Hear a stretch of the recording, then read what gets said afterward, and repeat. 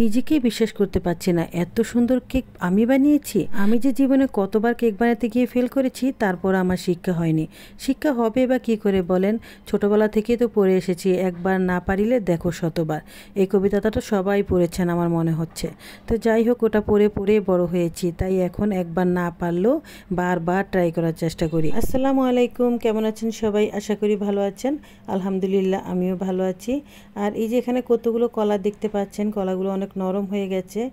আমার হাজব্যান্ড এখানে অনেকগুলো কলা নিয়ে এসেছে, অনেকগুলো, ধরেন 2 ডজনের মতো। তো এতগুলো কলা একসাথে কি খাওয়া যায়? আজকে 3-4 দিন হয়ে গেছে, তো খেতে খেতে এতটুকুর মধ্যে এসে থেমেছি। কলাগুলো এখনও অনেকটাই ভালো আছে, তাই ফেলে দিতে ইচ্ছে করছে না, মায়া লাগছে। তাই ভাবছি কেক বানাবো। তো কলার কেক বানাতে গিয়ে কিন্তু আমি অনেকবার ফেল করেছি, তাই সেই ভয়ে এখন বানাতেও আমার মন চাইছে না। আবার ভাবছি যে না, আমি পারছি না বললে যে পারবো না তা তো নয় না, একবার তো আবার ট্রাই করতে পারি। যাক, আবার আমি মনোবল নিয়ে ট্রাই করতে চলে আসলাম। এই যে আমি অনেকগুলো কলা নিয়ে নিয়েছি, আর এখন নিয়ে নিচ্ছি 2টা ডিম। আমি যখন এই কলার কেকটা বানাচ্ছিলাম তখন কিন্তু আমি ভিডিওটা করেছি, কিন্তু আমি যেটা আপনাদের মাঝে নিয়ে আসতে পারবো সেটা কখনো ভাবিনি। তার কারণটা হচ্ছে আমি অনেকবার কলার কেক বানাতে গিয়ে ফেল করেছি, মানে ভালো হয়নি। তা আজকে তারপরও আবার ট্রাই করতে চলে আসলাম, কারণ ওই যে বললাম না, একবার না পারিলে দেখো শতবার, সেটাই আমার বারবার মনের মাঝে ঘুরপাক খাচ্ছে। তাই ভাবলাম যে না, আজকে আবার একটু ট্রাই করি।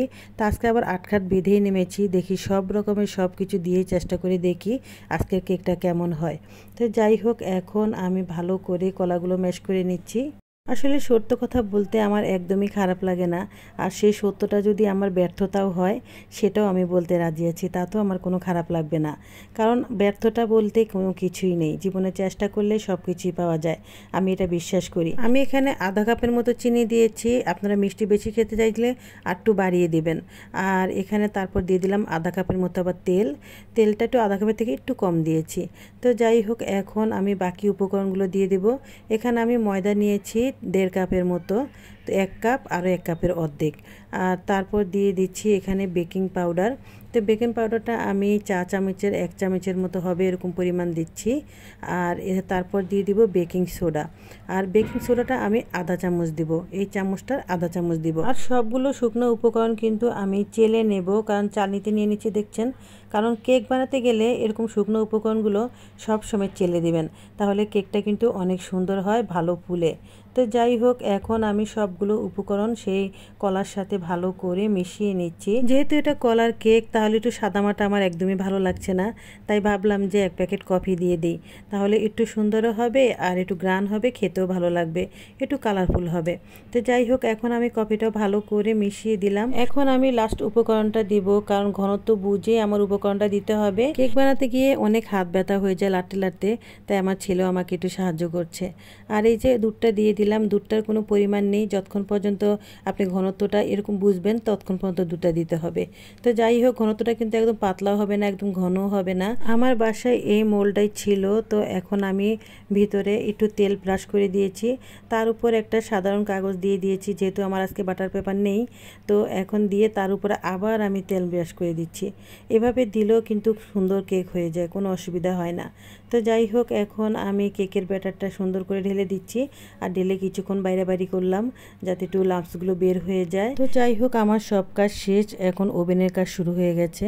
এখন আমি ওভেনে ঢুকিয়ে দিলাম, আর এখানে আমি 160 ডিগ্রিতে দিয়েছি, আর সময়টা দিয়ে দিয়েছি 40 মিনিটের মতো। তো এখন এই যে দেখেন কত সুন্দর কেক হয়েছে, বের করে ফেলেছি। আমি তো ভাবতেও পারছি না কেকটা এত সুন্দর হবে, এত সুন্দর ফুলবে। কলার কেক বানিয়ে আমি কখনো সফলতা পাইনি, এবার পেয়েছি। আমার কাছে এত ভালো লাগছে দেখে, কি বলবো আসলে। বলে না যে আসলে সত্যি কথাই বলে যে একবার না পারিলে দেখো শতবার, কথাটা আসলেও সত্যি। আমি একবার পারিনি তাতে কি হয়েছে, দুবার পারিনি তাতে কি হয়েছে, কিন্তু এবার সত্যি আমি সফল হয়েছি। কেকটা খেতেও অনেক ভালো হয়েছে, দেখতেও অনেক সুন্দর হয়েছে, আর এত সুন্দর ফুলেছে যে কি বলবো আসলে। আমি আপনাদেরকে এখন স্পঞ্জ করে দেখাবো। এই যে দেখেন কতটা নরম হয়েছে, দেখেছেন? ভিতরটা একদম তুলতুলে নরম হয়েছে। এখন কেটে পিস পিস করে দেখাচ্ছি কত সুন্দর হয়েছে ভিতরটাও। আমি যে কফিটা দিয়েছি এর জন্য আমার ভিতরটা অনেক সুন্দর হয়েছে, একটা ডিজাইন হয়ে গেছে, দেখেছেন? আসলে কেকের উপকরণগুলো আর মাপঝোপগুলো যদি ঠিকঠাক মতন পড়ে তাহলে কিন্তু কেক বানানো অনেক সহজ। আমি আমার অভিজ্ঞতার কথাও শেয়ার করলাম, আর আমার সফলতার কথাও শেয়ার করলাম। এবার আপনারাই বলবেন কেমন হয়েছে, অবশ্যই কমেন্ট করবেন আর লাইক দিতে একদমই ভুলবেন না। ভালো থাকবেন সবাই, আজ এই পর্যন্তই। আল্লাহ হাফেজ।